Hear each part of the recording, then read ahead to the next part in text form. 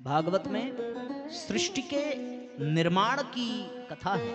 महाराज परीक्षित ने सुखदेव भगवान से सृष्टि विषयक प्रश्न किए हैं। सृष्टि विषयक प्रश्न किया, उन सृष्टि विषयक प्रश्नों का उत्तर भगवान सुखदेव ने देना प्रारंभ किया, ये कहकर के कि यही प्रश्न महाराज विदुर ने हरिद्वार में मैत्री ऋषि से पूछा था और मैत्री ऋषि ने इन प्रश्नों का उत्तर दिया था। कितना सुंदर संकेत है। यदि गहराई से चिंतन करके देखा जाए तो संसार की रचना, संसार का निर्माण, संसार का विकास भी संगीत के आधार पर संभव है। यदि आप गहराई से चिंतन करें, भागवत में 10 प्रकार की सृष्टि के निर्माण का वर्णन है। ब्रह्मा जी ने 10 प्रकार की सृष्टि बनाई है। मानसी सृष्टि बनाई, अंत में सबसे अंत में जाकर के उन्होंने मैथुनी सृष्टि का निर्माण किया, जिसमें मनु और शत्रुपा उनके शरीर के 2 अलग अलग हिस्सों से प्रकट होते हैं, वो मैथुनी सृष्टि। पर उसके पहले 10 प्रकार की सृष्टि का वर्णन है। और यदि आप गहराई से चिंतन करके देखें तो संगीत के ये 7 स्वर सृष्टि के विकास का दर्शन कराते हैं। पहला स्वर क्या है? सा। सा यानी सबसे पहले कौन से प्राणियों को ब्रह्मा जी ने बनाया? इस संसार में सृष्टि के प्रारंभ में जल के सिवा कुछ नहीं था, स्वयं पृथ्वी भी रसातल में थी। तो ब्रह्मा जी के द्वारा बनाया गया सृष्टि के निर्माण में पहला प्राणी कौन सा है, यह संगीत का पहला स्वर बताता। सा यानी सागर में रहने वाले प्राणियों को, पहले जलचर का निर्माण किया ब्रह्मा जी ने। सा। सबसे पहला भगवान का अवतार कौन सा? मत्स्यावतार। कौन सा अवतार? जलचर के रूप में भगवान का अवतार हुआ। जलचर के रूप में यानी सागर में रहने वाला अवतार हुआ है। और सागर में मत्स्यावतार के पश्चात कौन से अवतार की चर्चा है? अवतार के पश्चात कक्षप। कक्षप अवतार यानी जो जल में भी रह सकता है और जो जमीन पर भी रह सकता है। तो जमीन पर कक्षप दौड़ता नहीं है, रेंगता है। तो ब्रह्मा जी के द्वारा बनाई गई दूसरी सृष्टि, पहली सृष्टि सा यानी सागर में रहने वाले और रे यानी वाले प्राणियों का निर्माण किया, कक्षप अवतार भगवान का। ये इसी क्रम में ये पूरी चर्चा चल रही है। सा यानी सागर में रहने वाले प्राणियों का निर्माण, जलचर। रे यानी जमीन पर रेंगने वाले प्राणियों का यानी थलचर का निर्माण किया। उसके बाद फिर कक्षप अवतार, वाराह अवतार, ये सारे अवतार जो जल और जमीन दोनों पर रह सकते हैं। तीसरी सृष्टि का निर्माण ब्रह्मा जी ने किया, जलचर, थलचर और फिर नभचर। तो संगीत का तीसरा सुर सा रे ग। ग यानी गगन, गगनचर, आसमान में उड़ने वाले पक्षियों का निर्माण ब्रह्मा जी ने तीसरी सृष्टि के रूप में किया। सा यानी सागर में रहने वाले, रे यानी रेंगने वाले, ग यानी गगन में उड़ने वाले। यहां तक भगवान के नरसिंह अवतार का वर्णन है। उसके बाद संगीत का जो चौथा अक्षर है सा रे ग म, फिर यहां म अक्षर जो आया, अब ब्रह्मा जी ने म से मनुष्य योनि का निर्माण किया।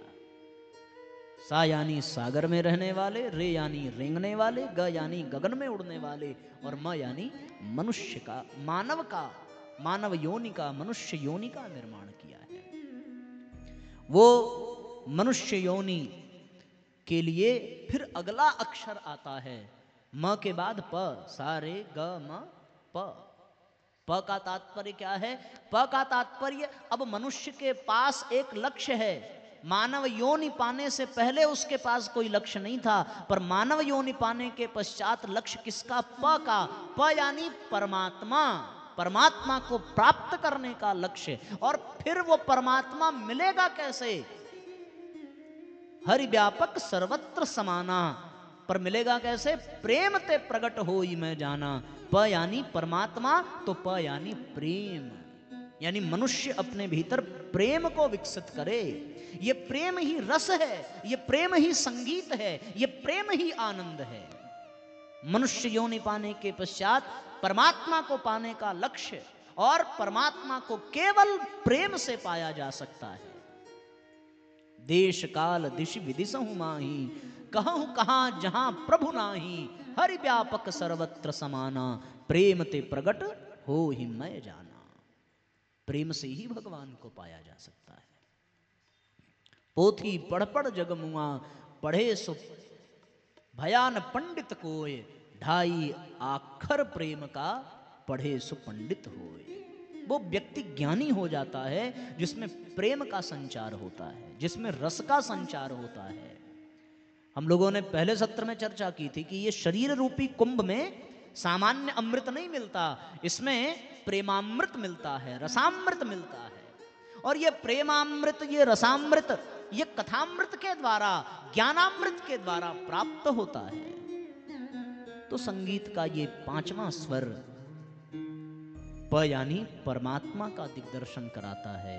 प यानी प्रेम को जागृत करने, प्रेम को प्रकट करने का भाव प्रकट करता है। तत्पश्चात साथियों, वो प्रेम कैसा होना चाहिए? प्रेम में यदि अनुशासन न हो, प्रेम में यदि संतुलन न हो, तो वो प्रेम वासना का रूप धारण कर लेता है, वो प्रेम मोह का रूप धारण कर लेता है। भला किसमें प्रेम नहीं है? क्या पिता में प्रेम नहीं है? क्या माता में प्रेम नहीं है? क्या पुत्र में प्रेम नहीं है? क्या दो वर और कन्या में प्रेम नहीं है? प्रेम सब में है। पर वो प्रेम यदि संतुलित नहीं है, अनुशासित नहीं है, तो वो प्रेम मोह बन जाता है, वो प्रेम वासना बन जाता है, वो प्रेम विकृति बन जाता है। इसलिए फिर संगीत का अगला जो स्वर है सा रे ग म प, अगला क्या है? ध। ध यानी धर्म। धर्म से युक्त प्रेम ही परमात्मा को प्राप्त कराता है। धर्म से युक्त प्रेम ही मनुष्य को देवता बनाता है, मनुष्य को परमात्मा बनाता है। धर्मेण हीना पशुभिः समाना, मनुष्य रूपेण मृगाश्चरन्ति, आहार निद्रा भय मैथुनम च समान एतत् पशुभिर नराणाम। सब पशुओं के समान है। यदि कुछ अलग है तो केवल और केवल इतना कि मनुष्य के पास धर्म है, वो धर्म का आचरण करे, तब तो वो मनुष्य है, तब तो वो प्रेमी है, तब तो वो परमात्मा को पाने का अधिकारी है। पर वो धर्म से हीन है तो धर्मेण हीना पशुभिः समाना। इसलिए प्रेम करो, लेकिन वो प्रेम धर्म युक्त होना चाहिए। धर्म युक्त प्रेम ही परमात्मा को प्राप्त कराता है, और धर्म से विहीन प्रेम वासना का रूप धारण कर लेता है। धर्म से विहीन प्रेम मोह का रूप धारण कर लेता है। मोह में फंसा हुआ व्यक्ति, आसक्ति में फंसा हुआ व्यक्ति पतन को प्राप्त होता है, परमात्मा को प्राप्त नहीं होता। तो धर्महीन प्रेम पतन की ओर ले जाता है, और धर्मशील प्रेम परमात्मा की ओर ले जाता है। जो धर्मयुक्त प्रेम परमात्मा की ओर ले जाता है, तो फिर उस प्राणी का अंजाम क्या होता है, परिणाम क्या निकलता है? फिर वो संगीत का अंतिम सातवां स्वर नी। नी यानी निर्वाण, नी यानी मुक्ति, नी यानी मोक्ष। सा से यात्रा शुरू होती है, सागर में रहने वाले जीवों की यात्रा। सा के बाद रेंगने वाले जीव, फिर गगन में उड़ने वाले जीव, फिर म यानी मनुष्य, फिर प यानी प्रेम। किसके लिए? परमात्मा के लिए। कैसा प्रेम? ध यानी धर्मयुक्त। परिणाम क्या निकलेगा? नी यानी निर्वाण, निर्वाण यानी मुक्ति। साधन धाम मोक्ष कर द्वारा। जीवन में मुक्ति प्रदान करने के लिए धर्मयुक्त प्रेम होना चाहिए, और वो प्रेम किससे हो? परमात्मा से होना चाहिए। इसलिए साथियों, ये संगीत के 7 स्वर हम सबको ये प्रेरणा प्रदान करते हैं। प्रेम हो, धर्म हो, फिर जीवन में निर्माण की प्राप्ति होती है। इसलिए जिनको सुर से प्रेम नहीं है, जिनको संगीत से प्रेम नहीं है, ये समझो कि उनका जीवन कभी निर्माण को प्राप्त नहीं हो सकता। इसलिए जिनको निर्वाण चाहिए, जिनको मुक्ति चाहिए, जिनको मोक्ष चाहिए, उनको जीवन में धर्म का आचरण करना पड़ेगा। और धर्म के लिए जीवन में प्रेम का होना, सद्भाव का होना अत्यंत आवश्यक है। प्यार नहीं है सुर से जिसको वो मूर्ख इंसान नहीं। संगीत से प्रेम होना चाहिए, सुरों से प्रेम होना चाहिए, क्योंकि ये सुर ही हमारे जीवन को आनंदित करते हैं। अपने अपने दृष्टिकोण, अपनी अपनी परिस्थिति के आधार पर कोई ना कोई गीत सबको पसंद आता है। जवानी में होंगे तो प्रेम भरे गाने अच्छे लगेंगे, प्रेम संबंध विच्छेद हो जाएगा तो वियोग के गीत अच्छे लगने लगेंगे, सैड सॉन्ग। जीवन धीरे धीरे आगे बढ़ेगा, 30-40 वर्ष की उम्र बीत गई तो अब भजन अच्छा लगने लगेगा। अब जो कुछ भी है भैया, सीताराम सीताराम सीताराम कहिए, जाही विधि राखे राम ताही विधि रहिए। उससे भी उम्र आगे बढ़ जाए तब व्यक्ति कल वाला गीत गाता है, भंवरवा के तोहरा संग जाई। अलग अलग उम्र के पड़ाव पर, अलग अलग अनुभव के आधार पर अलग अलग गीत सबको पसंद है। जब उम्र की शुरुआत होती है तो उस समय भी गीत ही अच्छा लगता है। बच्चा रो रहा है, गीत गाना शुरू करो, लेकिन उस समय कौन से गाने अच्छे लगेंगे? Johnny Johnny yes papa, eating sugar no papa, उस समय ये वाले गाने अच्छे लगते हैं। है ये भी गीत है। इंग्लिश मीडियम वाला है तो ये अच्छा लगेगा। इंग्लिश मीडियम वाला एक और ना, little star how I wonder, है हमको याद नहीं है भाई। हिंदी मीडियम वाला होगा तो उसको ये मछली जल की रानी है, जीवन उसका पानी है। अलग अलग समय में अलग अलग गाने बहुत आनंद देते हैं, इसलिए सुरों से प्रेम होना चाहिए। जिनको सुरों से प्रेम है वही सरस्वती की कृपा पाता है। सुर होंगे तो संगीत होगा, संगीत होगा तो आनंद होगा, और आनंद होगा तो जीवन में सौंदर्य होगा। सरस्वती से सौंदर्य की यात्रा है वसंत की प्रेरणा। प्यार नहीं है सुर से जिसको, वो मूर्ख इंसान नहीं। आइए कुछ पंक्तियां इस गीत की हम सभी गाते हैं। है सुर से जिसको प्यार नहीं है, सुर से जिसको वो मूर्ख इंसान नहीं। प्यार नहीं है सुर से जिसको, प्यार नहीं है सुर से जिसको। सब भावपूर्वक तालियां बजाइए, एक साथ दोहराइए।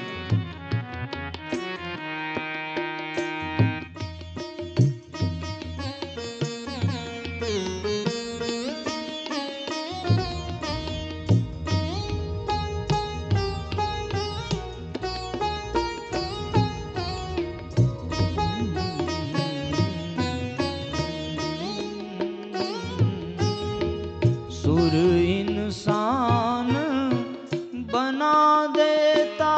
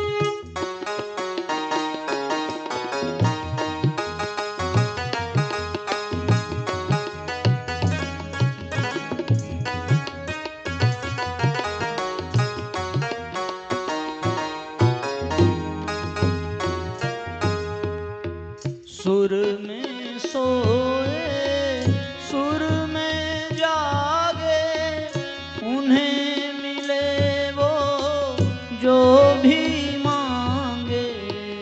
सुर में सोए सुर में जागे, उन्हें मिले वो जो भी मांगे। सुर में सोए सुर में जागे, उन्हें मिले वो जो भी मांगे। सुर में सोए सुर में जागे, उन्हें मिले वो सुर में मांगे। परमारथ और काम मोक्ष भी, परमारथ और काम मोक्ष भी, मानो इनसे दूर नहीं, प्यार नहीं है सुर से जिसको प्यार नहीं है सुर से जिसको। वो मूर्ख इंसान नहीं, प्यार नहीं है सुर से जिसको।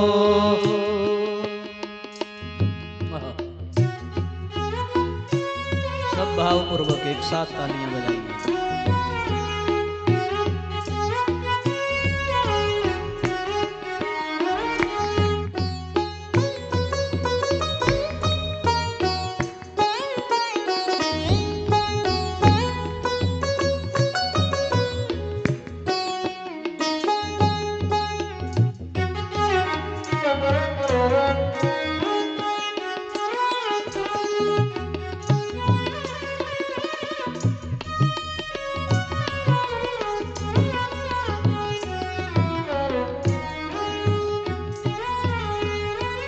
जग में अगर संगीत न होता, कोई किसी का मीत न होता। जग में अगर संगीत न होता, कोई किसी का मित्र न होता। जग में अगर संगीत न होता, कोई किसी का मीत न होता। जग में अगर संगीत न होता, जग में किसी का मीत न होता। यह एहसान है सात स्वरों का, यह एहसान सात स्वरों का। ये दुनिया वीरान नहीं, प्यार नहीं है सुर से जिसको प्यार नहीं है सुर से जिसको। वो मूर्ख इंसान नहीं, प्यार नहीं है सुर से जिसको प्यार नहीं है सुर से जिसको। दोनों हाथ ऊपर उठा करके साथ साथ गाइए और साथ साथ दोहराइए। सुर में सुर मिला करके गाइए और फिर सुरेश को अनुभव करिए।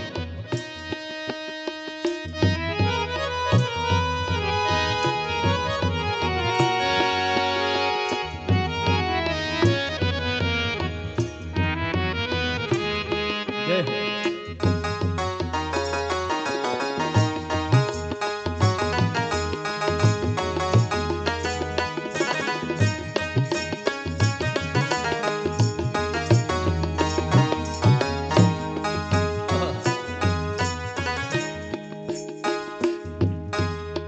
सुर बिना सरस्वती न मिलती,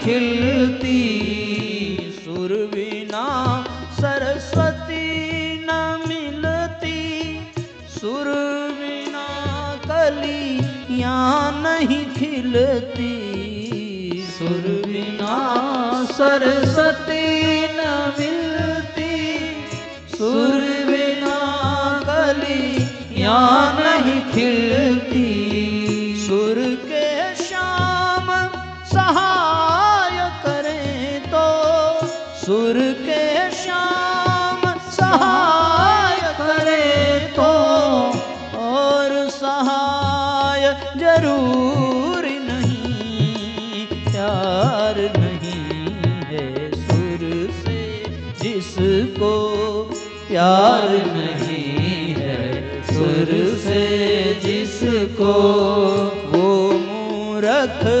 इंसान नहीं, प्यार नहीं है सुर से जिसको, प्यार नहीं है सुर से जिसको, वो मूर्ख इंसान नहीं, प्यार नहीं है सुर से जिसको, सुर की आग में जलने वाले, सुर की आग में जलने वाले, परवाने ना दान नहीं, परवाने नाम दान नहीं, प्यार नहीं है सुर से जिसको, प्यार नहीं है सुर से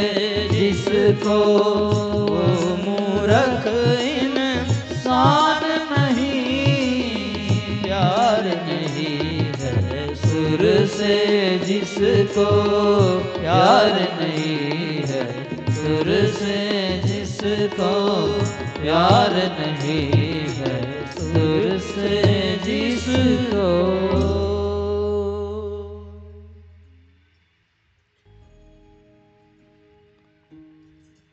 तो साथियों, जीवन में सुर का होना बहुत आवश्यक है। जिनका जीवन सुरीला होता है, उनका जीवन सरल होता है। कठिन होना सरल है, पर सरल होना बहुत कठिन है। और सरल वही हो सकता है जिसके जीवन में सुरीलापन हो। भगवान, जितनी भी देव शक्तियां हैं, आप किसी भी देवी देवता का चित्र देखिए, सब देवी देवताओं के पास कुछ न कुछ वाद्य यंत्र जरूर है। सभी देवी देवताओं के पास वाद्य यंत्र है। अगर वाद्य यंत्र नहीं है तो फिर कोई गीत है। भगवान शंकर के पास डमरू है, कृष्ण के पास बांसुरी है, गणेश जी के पास मृदंग है, नारद जी के पास बीड़ा है, करताल है, सरस्वती मैया के पास बीड़ा है। सबके पास कोई न कोई संगीत का कोई न कोई वाद्यंत्र अवश्य है। जिनके जीवन में गीत नहीं है, जिनके जीवन में संगीत नहीं है, उनका जीवन नीरस बन जाता है। नीरस व्यक्ति को कोई पसंद नहीं करता। उसी व्यक्ति को पसंद करता है जो रस से भरा हो, जिसके पास बैठने पर आनंद आता हो। लोग कहते भी हैं, यार तुम्हारे पास बैठ करके बड़ा मजा आता है। लेकिन जो मुंह लटका करके बैठा हो, जो हमेशा त्योरी चढ़ा करके बैठा हो, जो सीधे मुंह बात ना करता हो, हमेशा गुमसुम सा रहता हो, ऐसे व्यक्ति का कोई मित्र भी नहीं होता। और फिर वो शिकायत करता है कि मेरी किसी से मित्रता नहीं होती, मेरे पास कोई आता नहीं, मुझसे कोई बात नहीं करता। जीवन को रसीला बनाने की आवश्यकता है, पर वो रस कैसा? वो रस धर्मयुक्त होना चाहिए, वो प्रेम धर्म से बंधा होना चाहिए। धर्म से बंधा हुआ रसीलापन मनुष्य को परमात्मा बना देता है। इसलिए साथियों, ये वसंत पंचमी का पावन पर्व तो ब्रह्मा जी के द्वारा बनाई गई ये सृष्टि, और उस सृष्टि का विकास भी इन सुरों के आधार पर समझा जा सकता है। उसके पश्चात